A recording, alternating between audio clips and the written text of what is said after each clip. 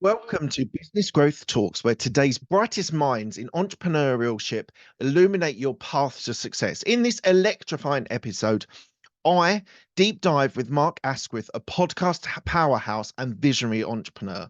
Discover this incredible journey of Captivate, the podcast hosting platform that revolutionizes the industry before its acquisition by global media. It unravels the secrets of balancing a thriving business with personal passions and how Asquith's unique approach led him from Sheffield's local scene to international acclaim, even gracing stages like TEDx and Harvard. If you're ready to ignite your business mindset, transform customer performances into victories, and achieve work-life harmony that resonates with your values, this episode is your ticket to a new realm of possibilities. Get ready to be inspired, challenged, and transformed right here on Business Growth Talks.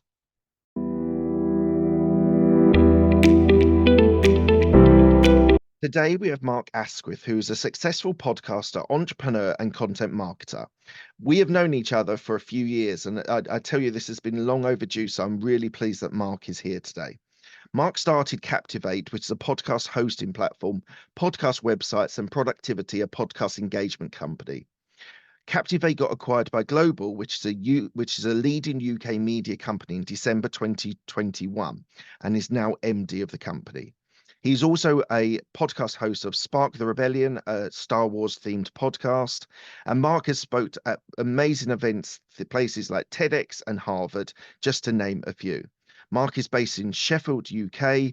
And if you're enjoying this content, please do consider subscribing and you won't miss an episode. Hello, Mark. How are you today? I'm pretty good. Thank you, sir. Thanks for having me. Absolute pleasure. Thank you so much. As I said, we have known each other for a few years. We've both been in events and circles that we've been together. So I'm really excited to hear. We're going to primarily focus on Captivate, but we will be talking about other things as well. So thank you for joining me. So the first question I ask all of my guests is, what does a business mindset mean to you? It's difficult to think of a different mindset for me because I've been doing this now. This is my 21st year having some kind of business.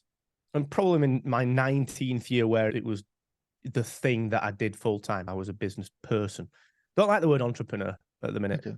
So we'll maybe get to that later. But yeah, the business mindset for me is, I think it's twofold. I think it's two sides of the same coin. I think selfishly, it's about being able to do what you enjoy doing and balance that with things that you enjoy doing outside of quote unquote work. So I think the work life, not the balance of it, because I'm not sure you ever balance it, but I think the work life flow, I think is important. Certainly my goal for setting up in business was to have the mindset of when I've got a little girl, when I've got a little boy, when I've got a kid, I don't have to miss anything. I can go to the practices, I can go to the concerts, I can drop her off at school, can pick her up at school and whatever else. On the other side of that coin, I think the mindset is very much about actually, whilst I need to do something that I enjoy doing, I need to be solving at least one good problem for people that they will enjoy having solved for them. And I think when you put those two things together, you stop seeking out the business side of things and you start just living the life, and that's where the success comes from. So yeah, it's an interesting one, really. It's an interesting one. I don't think you ever get out of that business mindset either. I think it's once you're in it, I don't think it leaves you. Yeah. So flexibility for me, becoming an entrepreneur, was massive. It was a really big game changer, and I understand why that's important for you. And as you say, you don't miss things that the kids are doing and stuff like that, which is amazing. But the other point of that you never really switch off. Do you actually, like over Christmas, for example, we're recording this on the 23rd of January. Did you get a lot of time where you completely switched off from work, or was there things that were going on in your brain, or how did you deal with Christmas? I think that's a bit of a multi-layered answer. So yeah, I got plenty of time off. That's always been my thing. I've never worked over Christmas. I do support at Captivate, but I don't see that as work. I actually enjoy doing that. I'll do a few hours here and there, and that's just, I actually enjoy that. But I don't do my normal day-to-day work. I'll do other things. So I always get downtime. That's always something that I've always been really keen on, Christmas. That said, my brain never stops, but it's not because it needs to carry on. It carries on because it wants to carry on. So I have most of my best ideas when I'm out of the business world. So I'll have ideas over Christmas. Very often, certainly before COVID, I used to do so much travel. Like I was in the US 6 months of the year, just working in podcasting, speaking at events, whatever. And that's how we grew the business. And all of my ideas, like the idea for Captivate's most revered features, usually come when I'm actually not in the work zone. But I've been around work. I've been around podcasters. I've been around people. And it starts to formulate these ideas. And I think the other big thing as well around that is that I got into what I do now because I was a podcaster anyway. So I've got Spark of Rebellion that we talked about, but I've also published 1,400 podcast episodes around podcasting, educating on podcasting through the Podcast Accelerator. I've done it through my 7-Minute Mentor. I've done it through my old show, Excellence Expected, which was very similar to this show. And I've done thousands of podcast episodes. So I am the target audience for Captivate. And I always say this, I would be podcasting anyway. I would be podcasting if I didn't work in podcasting. So it was very fortunate for me that I get ideas based on the merging of me doing my own stuff, my podcasts and my creation. And I have ideas for Captivate, usually on the downtime, because all the worlds are molding together. I've been around creators. I am a creator myself. I've been around the Captivate team. I've been around, let's say for argument's sake, I've got a podcast, Movement Evolutions in LA. I've been around the industry. So yeah, the ideas never stop, but I do focus a heck of a lot on downtime. It's one of the things actually, post-acquisition, I get more downtime now. When you're running a business yourself and you're on the payroll of your own business and you know that you'll always be the last to get paid if anything goes wrong, or rightly. You don't stop because you're driving towards something. And whilst we're still hugely driving forward and hugely driving towards something, I've got a little girl, she's coming up to 2 years old. The balance has shifted ever so slightly. So when it gets to 5:30, actually, I want to be cooking tea for her. I'm not going to be worried too much. We do get little bits that come up now and again, but that's why you're the MD. We operate at a very high level within Captivate, obviously. And every now and again, you do have to switch on for 20 minutes because something needs your attention. But that's very rare because the team are fantastic and the product's very stable. So, yeah, it's not a straightforward answer, that one. I think the downtime is very important, but I would suggest it's more about the self-care element of it. Look after yourself. Like I train hard at the gym. I'm 4 or 5 times a week at the gym. I'm big into golf. Big focus around that and just getting better. And that's where my downtime comes from. And that might be 30 minutes at lunchtime in a golf simulator, or it might be a day off. I booked a day off because I'm... Next question. Tell me one thing about your upbringing which reflects on who you are today.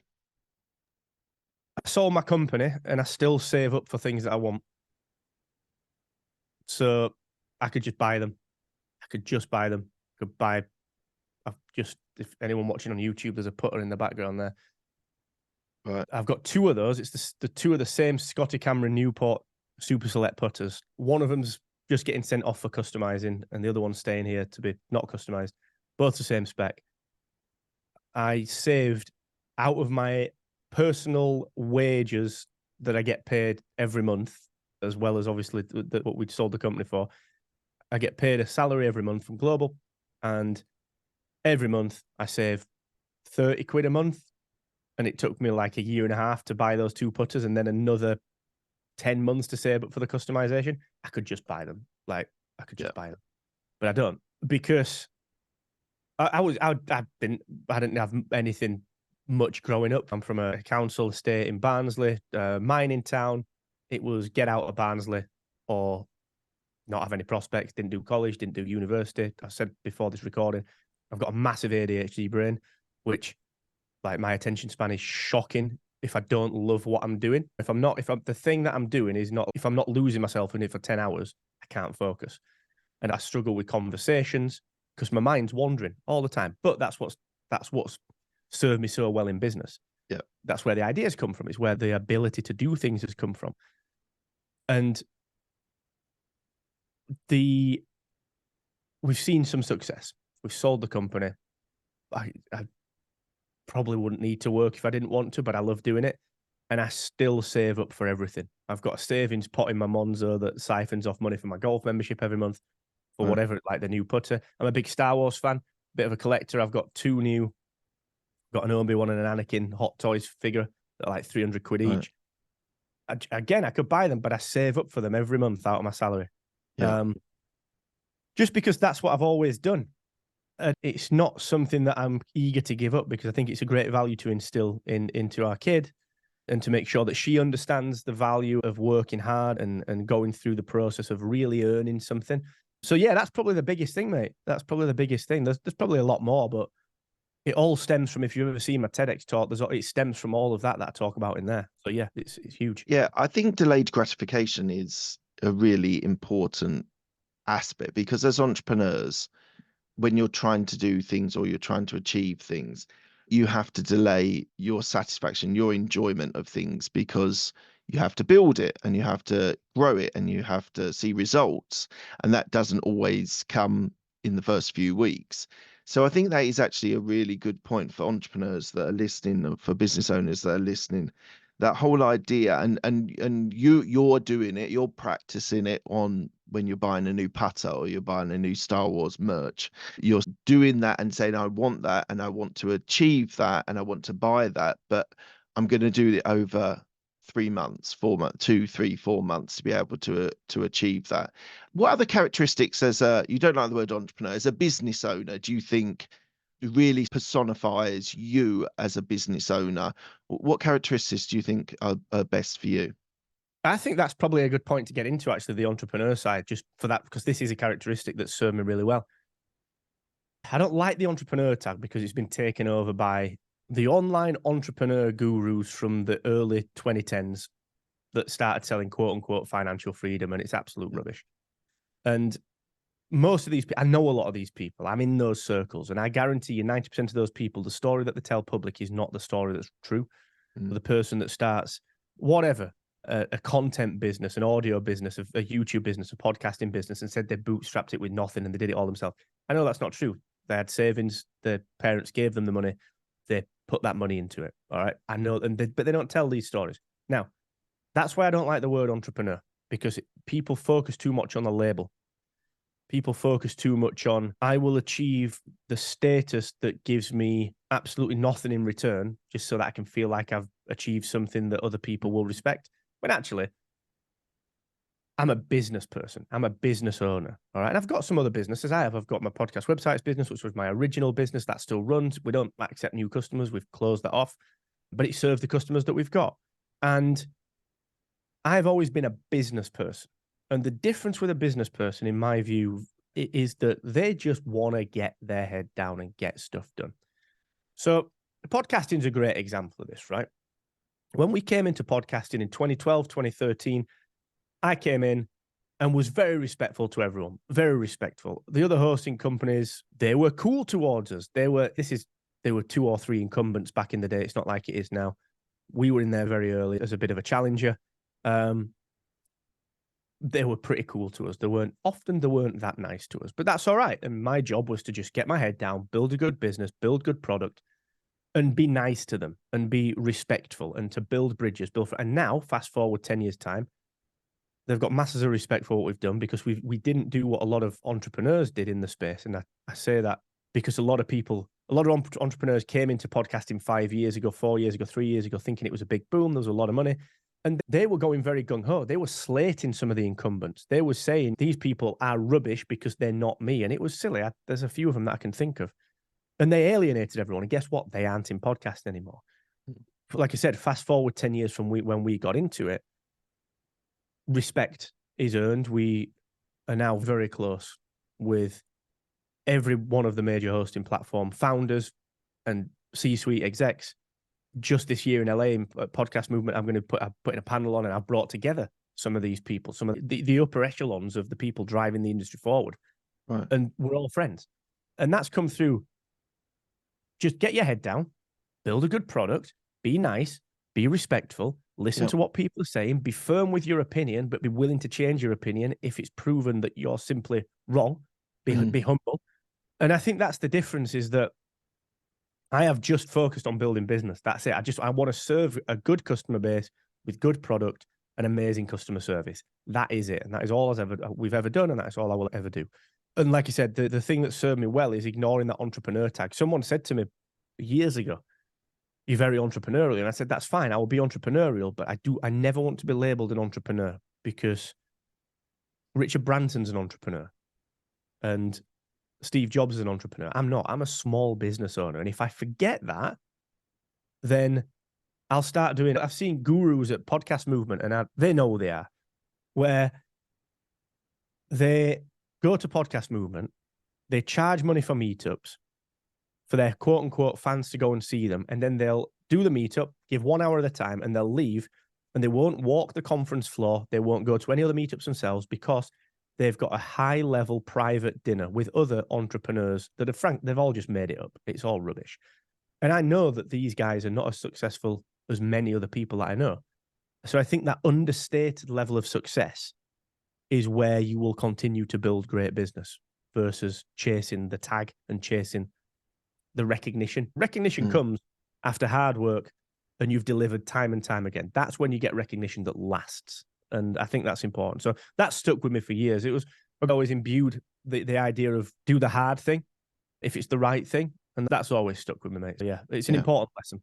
It is. And I think your trends and things that people say, like in COVID times, every entrepreneur influencer was talking about, oh, you need a webinar. So everyone started setting up webinars. Like 2 or 3 years before that, it was all about courses that they needed to sell. I think there is just something for business owners that have a product or service and aim to deliver the best product or service to their customers. That's not someone trying to jump on a trend to sell a course or sell a webinar. It's actually people building things. And I think there is a massive distinction. And I think you've articulated that exceptionally well. So I would 100% agree with that.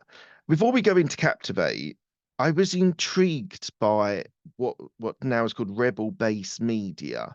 So tell me about your co-founder, Kieran, because I don't think he gets a lot of a shout out. So I wanted to hear a little bit about that. But Rebel Base Media, you described it as your place to be able to come up with ideas for other businesses that you've created. So tell me a little bit about Kieran and Rebel Base Media.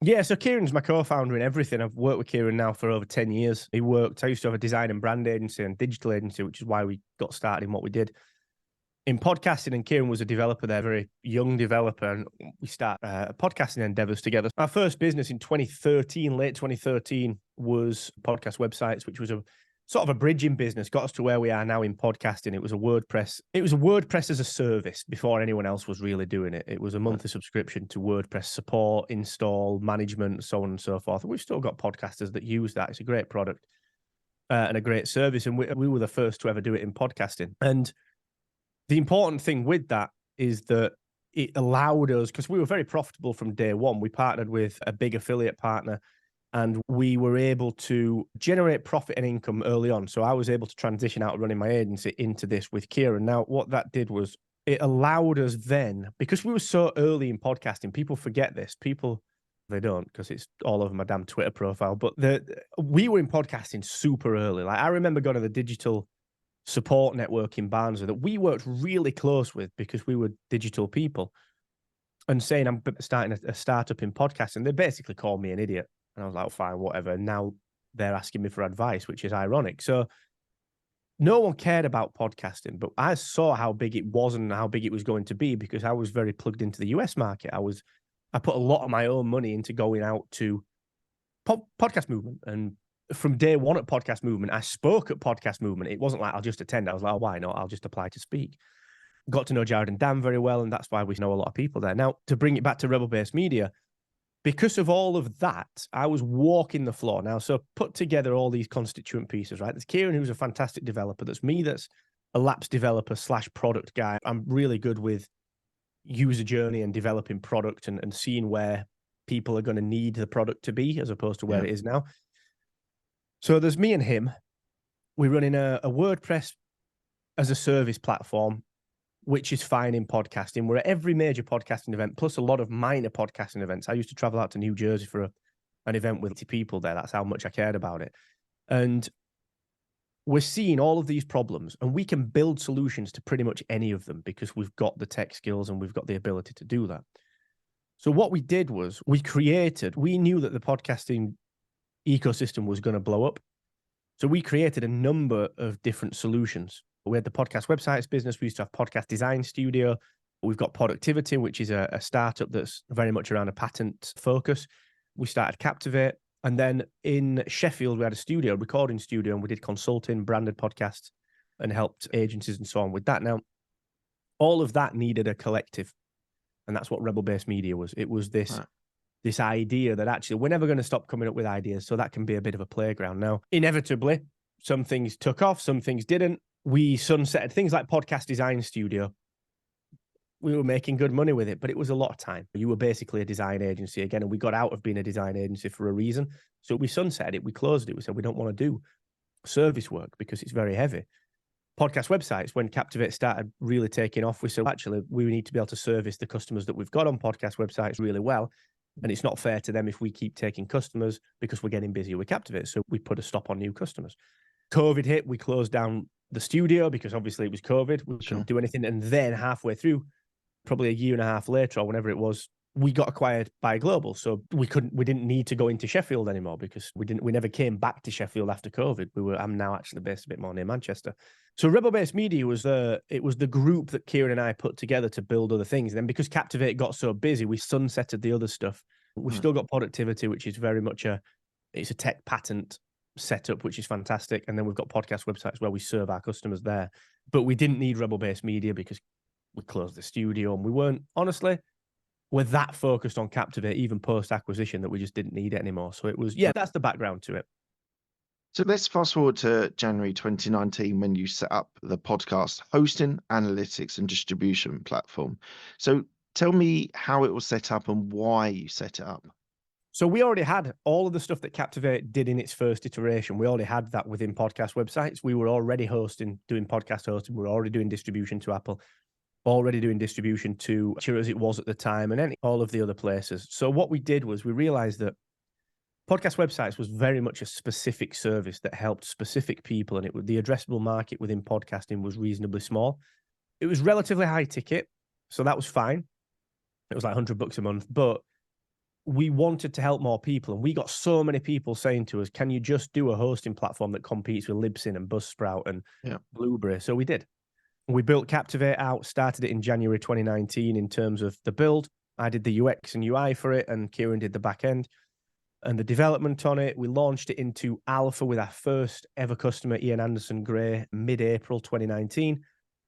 Launched into beta at Podcast Movement in August 2019.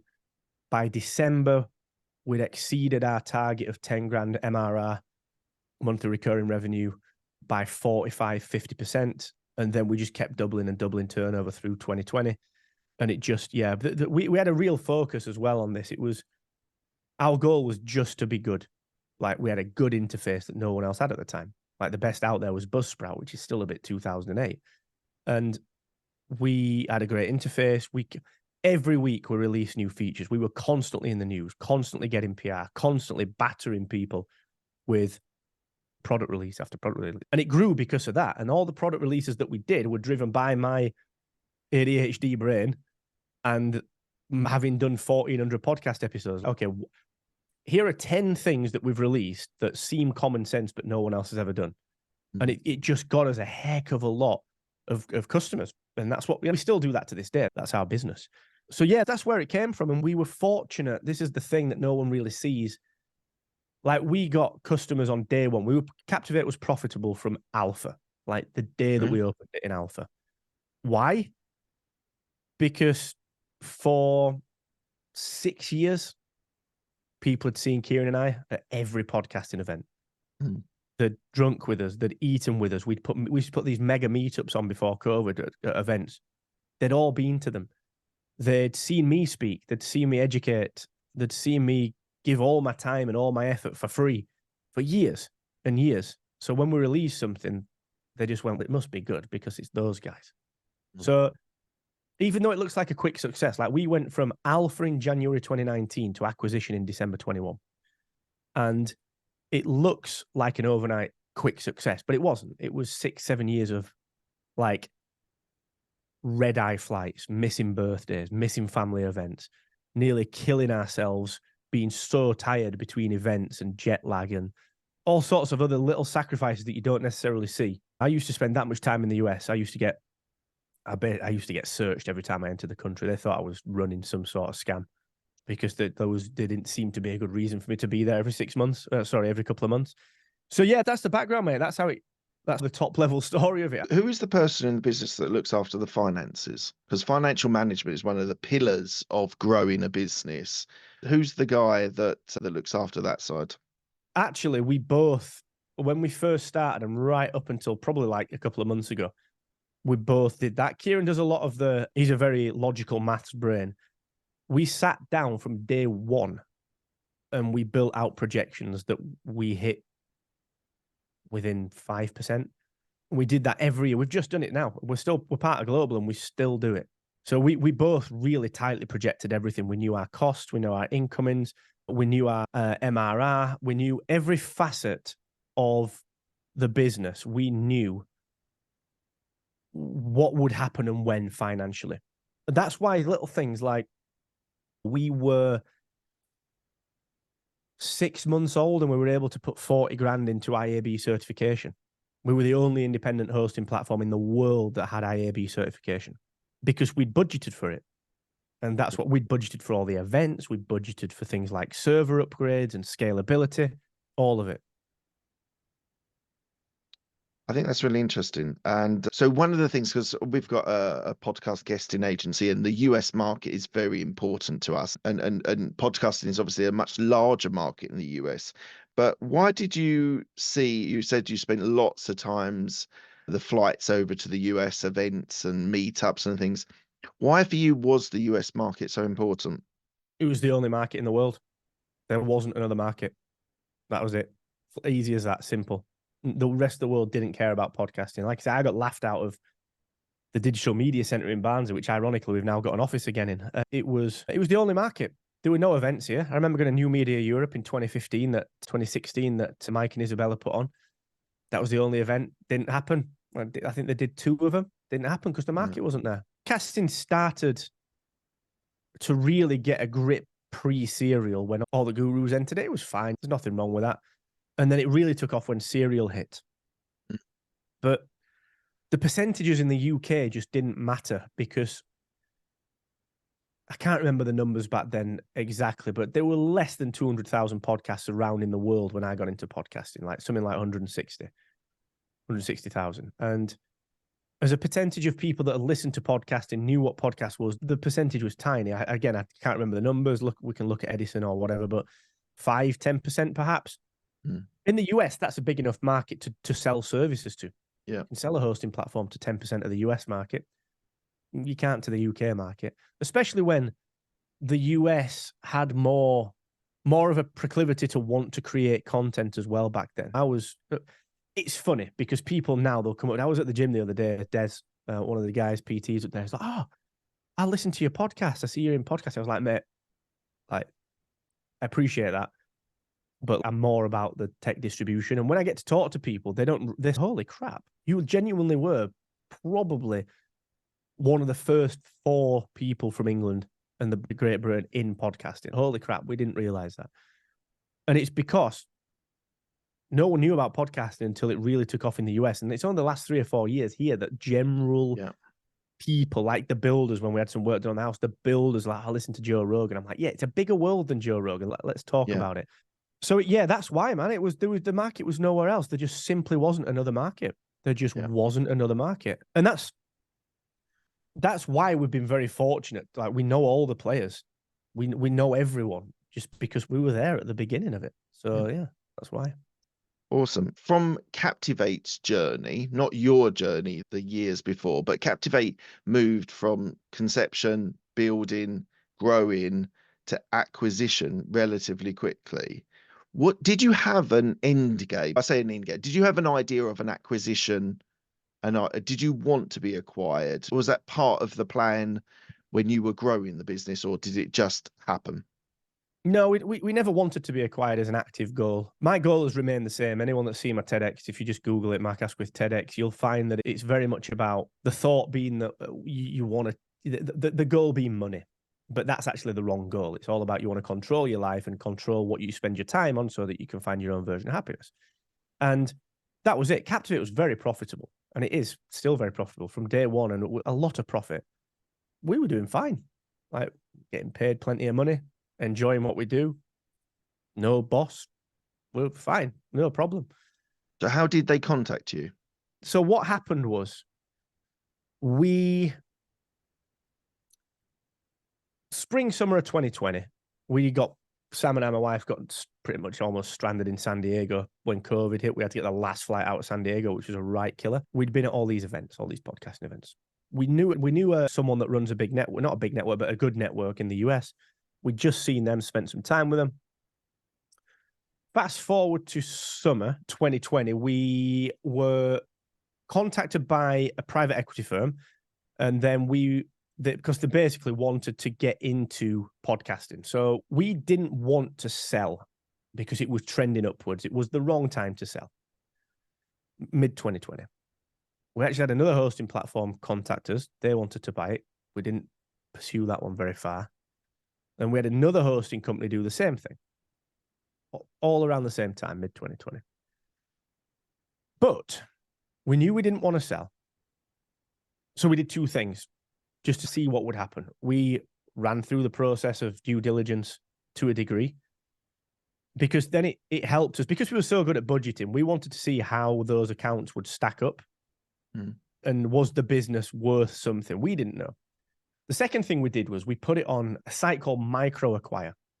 And we just said, we want X million for a podcast hosting company. We didn't. We weren't interested in selling it. The valuation was silly low. It was just one of those things.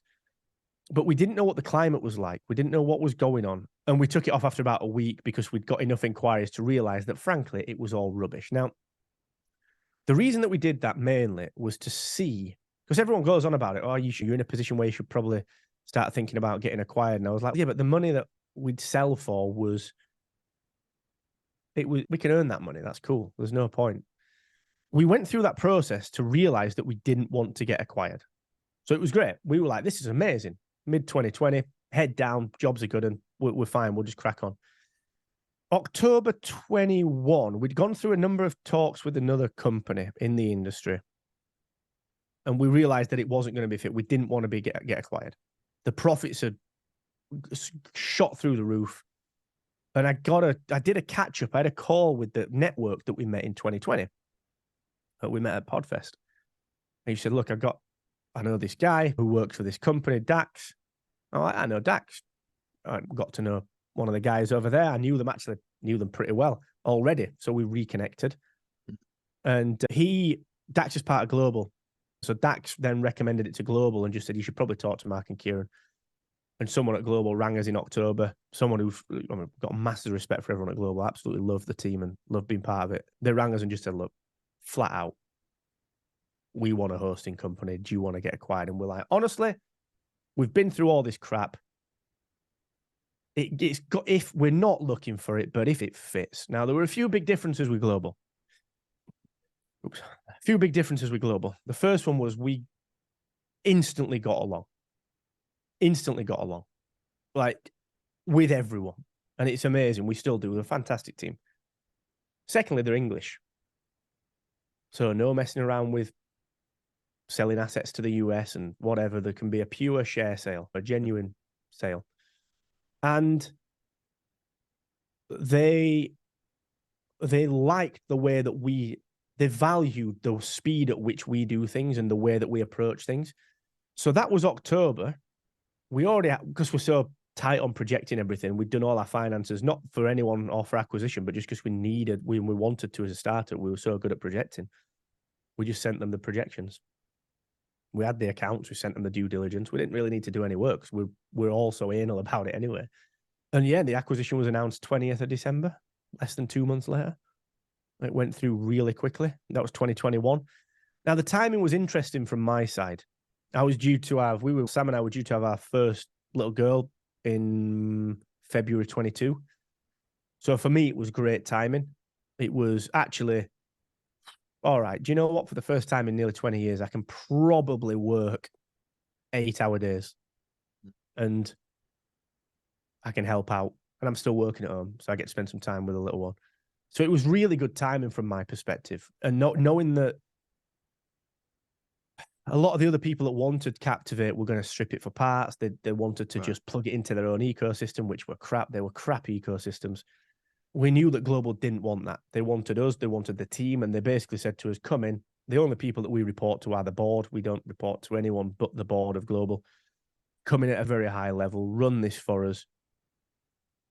And there's absolutely, it's not, okay, you've got to stay for X amount of time and then you're off or whatever. It's just, we want this, we want you, welcome. So why did you, just jumping in there, why did you stay as MD? Why did you move over to MD? Why didn't you say, I'm going to sell this, I'm going to have a bit of freedom, a bit of absolute time off? Why did you move into the global ecosystem within Captivate? It's piles of fun. Why would I not? Captivate was only 2 years old, man. Right? You don't get bored of a startup after 2 years. If you do, that's a problem. Yeah, no, I still love podcasting. I'm as driven as I've ever been with it. The other side of the coin, two sides of the coin. I'm interested in the bigger business of podcasting. I am. A lot of people don't necessarily see this when they talk to me about Captivate. A lot of my life and a lot of my experience in podcasting is talking about mega shows. It's looking at the deals that mega shows are doing. It's working with shows that get 10 million downloads a month, as well as the people that get 10 downloads a month. So that's why I speak at industry events, and I can generally talk about most things in podcasting because I've been in it that long and my experience is that tight in podcasting, but that varied within it. So Global for me was a great opportunity to do more of that. I get to work with a great SMT team. I get to work with the DAX team. I get to work with the global player team. I get to work and look at we launched the news agents. What else do we do? What made that successful? How can I take the lessons that we've learned as the news agents at X amount of revenue per year and apply that to our podcasts? So it's massively interesting. And what else would I do? I could play more golf. Of course I could, but there's only so much I can do. So Plus, our little girl will be at school in a year or so's time. I get bored, man. I would work in podcasting anyway. And this is genuinely the best place to work. Genuinely, I love it. Has the culture changed since Global? Not a scrap. We actually became part of Global, and they loved us, and we loved them because we were culturally very similar. Very similar. And no, not at all. We're essential. We barely get touched. It's business. It's been business as usual. And it sounds really cliche. It sounds like everyone says that after a startup, and then after a year or two, things change. Genuinely hasn't. It's the same. It's the same. So yeah, that is fascinating. It's really good. No, the culture is exactly the same. So what's the plan for market expansion? So where are you looking to build the business going forward into 2024 and beyond? I can't tell you too much about the plans because the competitors get hold of it and they'd be worried. But the bottom line is just more of the same. It's just keep building the thing with product and people in mind and just keep doing that. We do have some big plans that I genuinely can't say anything about. I would get sacked. Fair enough.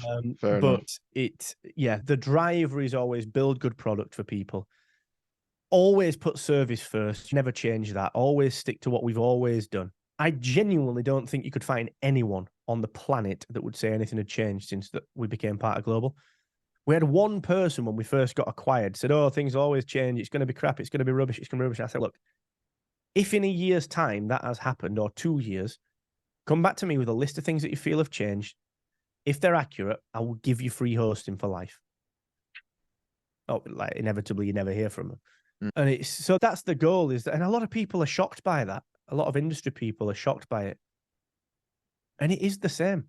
It is the same. So it's just head down, build good product, mate, and give outstanding customer service. That's what we've always been about. Where do you see we're going a little bit into the industry side. Where do you see the podcast industry move into?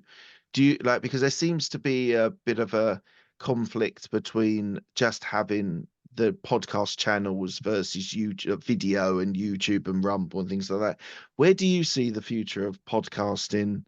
I don't think it's as cataclysmic a shift as anyone would expect. So I think it's more iterative, more incremental this year. I don't think you'll see any major developments too much this year.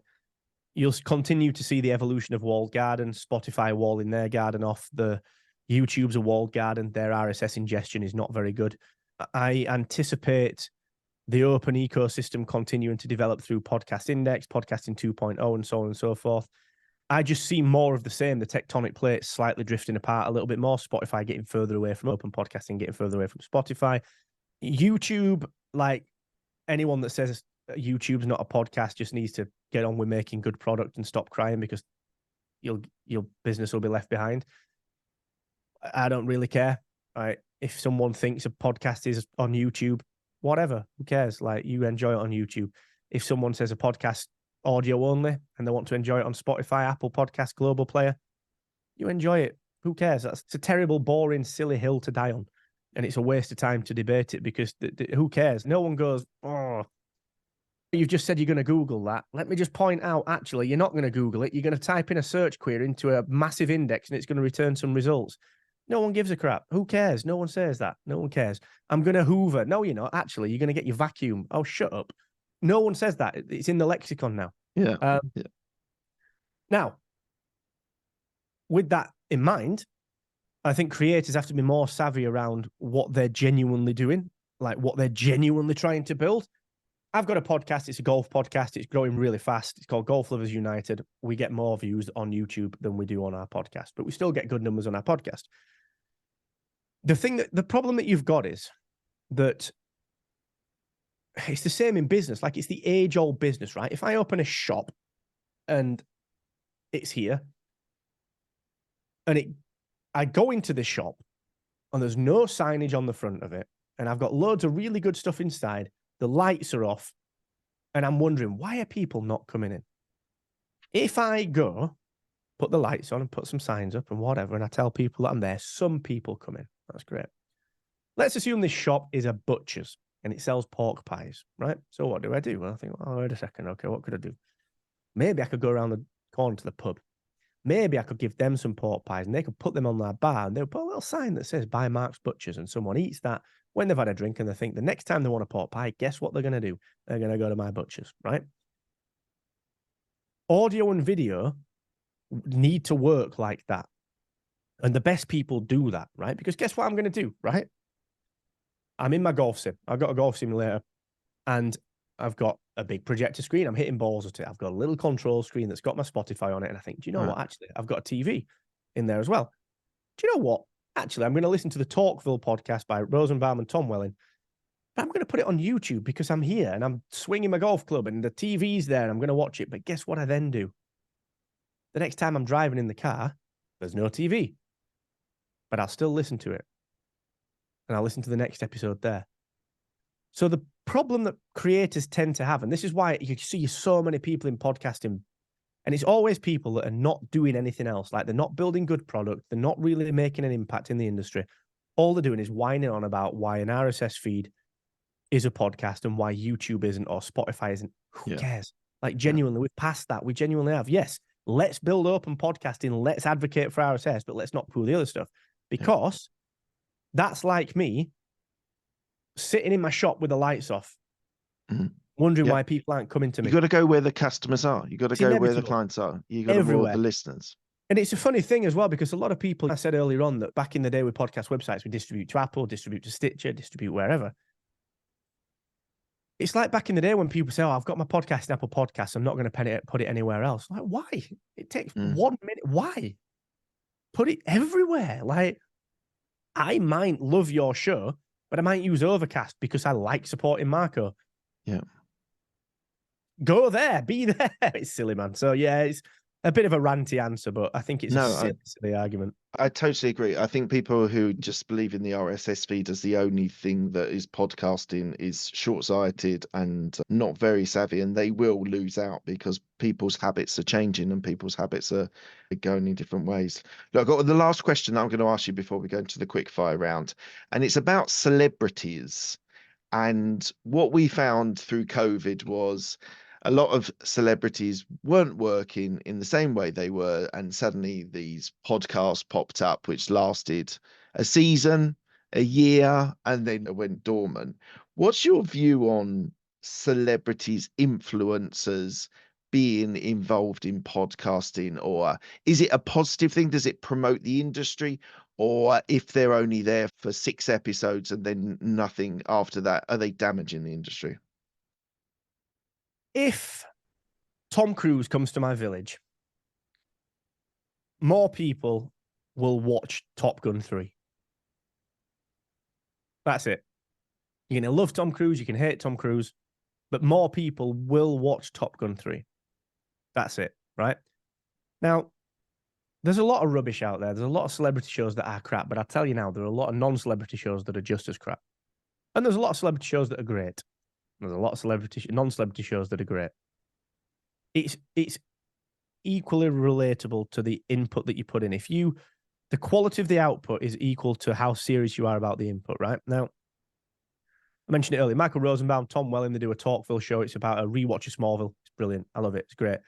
I love the Rob Lowe show. Is great. One of my favorite shows is Raconteurs. Guy Pratt, Gary Kemp. I'm a Hughes Muso bass player, so Guy Pratt's one of my guys.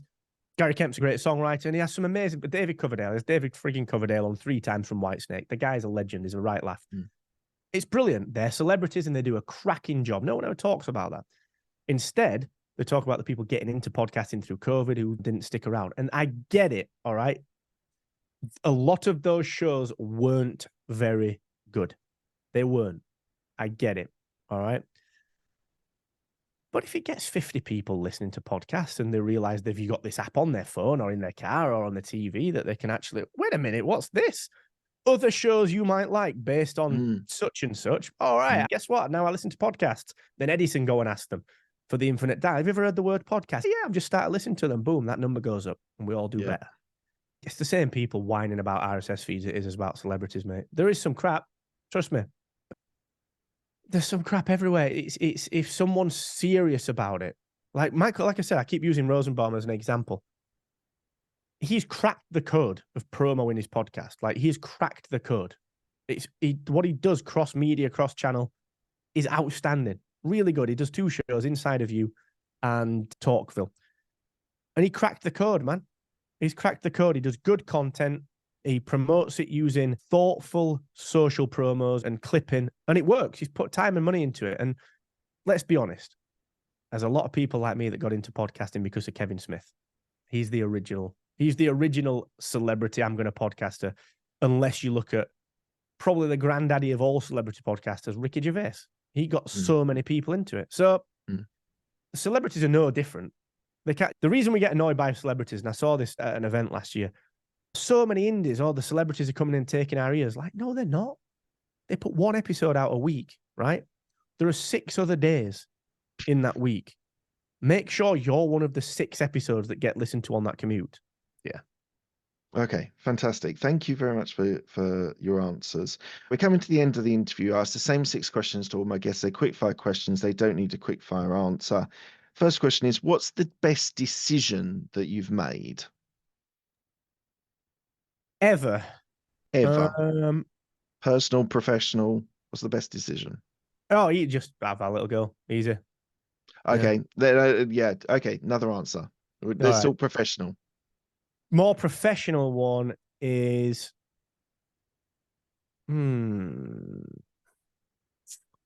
it's a hard one, that. There's a few of them. The best decision I ever made was when I was 23, 24, 25. I was earning 220 grand a year as a consultant, and I gave it all up to start my own business and start earning 20 grand a year again. And without that, none of this would have happened. What's the best piece of advice you've been given? This is from an old mentor of mine who I sadly miss. I used to have a business with him. He was a great friend, Don. He always said, go and take the time to let your mind do its job. So as a great example of this, if I'm ever struggling with an issue, I can't solve a problem, I'm struggling with something, go and hit some golf balls, go for a walk, go and play with our little one.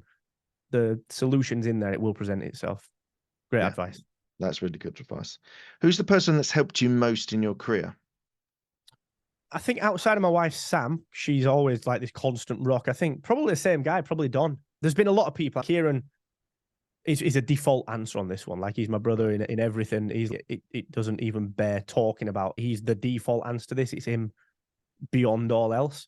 Right. But outside of him, because he's the obvious one, it's probably Don. He was in his 60s when I was in my 20s, and he helped me to go from being a guy in his 20s to a guy in his 30s. And that development and growth and mentorship was massive. I think without him, he had the belief in me when I didn't have a belief in myself. So huge. Yeah. Yeah. Tell me about a regret that you have. Professionally, I can't think of any. Genuinely can't. No, I honestly can't think of any. You Honestly. treated someone badly, said something that you shouldn't have said, made a decision that had repercussions that you wish hadn't have decided. Right, that's great. No, I'm always genuinely fair with people and open with people, and I'm not known for not saying what I think. And I always treat people with respect and whatever. And I think that's very important. Service first and always giving. No, I honestly can't. No, I honestly can't think of a professional one. My personal regret is not living stateside for longer. I spent a hell of a lot of time in the US, like a lot of time, but I wanted to live there for probably a year. With COVID, we never got to do that. That's my only personal regret. And even if that's the only regret, then we're doing all right. Touch wood. I'll touch wood. What are you most proud of? Little girl, obviously. But I'm most proud of the way that Kieran and I flew in the face of what everyone thought that we could do. And we stuck to our plan. We had a lot of people saying it was silly. We got rid of partners, like our big affiliate partner. We got rid of them. We got rid of a few other partners that didn't believe in it. And we stuck to our guns. We were very honest and very open with each other, and we stuck to our guns, and it worked. Yeah, we don't stop and think that. Even when we got acquired, I was like, then let's crack on. What's next? Didn't even stop to think. Like the day we got acquired, I'm quite tall. I'm 6'1" and a bit. And the thing that I treated myself to when we got acquired was some pajama bottoms that fit me because I've got long legs. That was the level of us stopping and realizing what we'd done. So we should be proud of that. Do you think, this isn't the questions, but so one of the things I've spoken to a lot of entrepreneurs, business owners on this show, and it's something I struggle with as well, is actually stopping, taking stock of what's happened, and actually not really patting yourself on the back, but actually appreciate some of the achievements that you've done over the years and not just move on to the next problem or the next thing that you got to deal with. Do you think that's something you suffer with? Yeah. I don't think you ever really realize what you've done. A lot of people say it to me, you're successful. And I'm like, no, I'm not. That's not me being flippant or me being like humble brag or whatever. I just genuinely don't think that I've not done anything abnormal, but people have always said it like, oh, you're going out. How come you're speaking in Vegas at this event? You've been in this industry 2 minutes. I've got a golf podcast and I've got invited to Saudi Arabia to cover the Live Golf event as press. Like it's happened quickly. And it's just because I put myself out there, but it's natural to me. It's just natural to me. And I never stopped to think about anything. But when I did it a few weeks ago, like I'm very fortunate. I've got a nice home in a nice place, nice area, decent bit of land around it. I've built a golf simulator. And I'm like, Jesus, man, like the 14-year-old council estate kid that really didn't have a ton of food to eat and everything was hard. If you just stop and think like that, kid, gee, look at this. And it's not, I don't want to be materialistic, but it's more like, look at the space you've created. Like I've created space for our little girl to not have to worry about the stuff I worried. And little things like that, you need to just stop and think about, I think. Yeah, it's an important thing. I don't think enough people do that. Why do you do what you do? Honestly, just because I enjoy what I do. I have to be focused on something, and I want the freedom to spend time with our little girl. That's it. That's the life goal. That is it. And what does legacy mean to you? Bringing up the best little one ever and letting her realize she can do what she wants and to be nice to people. I've got a little saying to her. I take her to nursery or daycare every morning, and she's only coming up to 2, but she's a little chatterbox, and she now repeats the saying back to me. I've taught her, and I always say to her as I get out of the car and I take her in, I say, be kind, be confident, and be yourself. And that's the legacy. Like, that's the thing. That's the whole thing. That's amazing. I've been doing that since she was tiny. She started daycare at 6 months old. We wanted to really make her quite a social, confident little girl, and she's like overconfident. So it's something that I said on day one when I took her, and I've said it ever since. And now she says it. She'll say it back to me, which is nice. So that, to me, that's legacy. If we can bring a little girl up that's got that, and it's funny because we've been acquired. She's fortunate. If I leave her nothing else, she'll get the house. If I leave her nothing else, she'll be fortunate enough to not have to worry too much. And the biggest concern that I've got is that she doesn't have the drive that me and her mum have got because of that. And I think that's something that we're really focused on. Is we want her to be herself and to really fight for what she wants to fight for. If we can, because of the position we're in, if we can just give her more options, like I had one option when I was a kid, I just had to fight for that option. Whereas she might have 5 options, and she's fortunate enough to be able to choose which one to fight for. So I think that's the important part of that legacy. Amazing. And lastly, where can people find you if they want to find more about you or your business?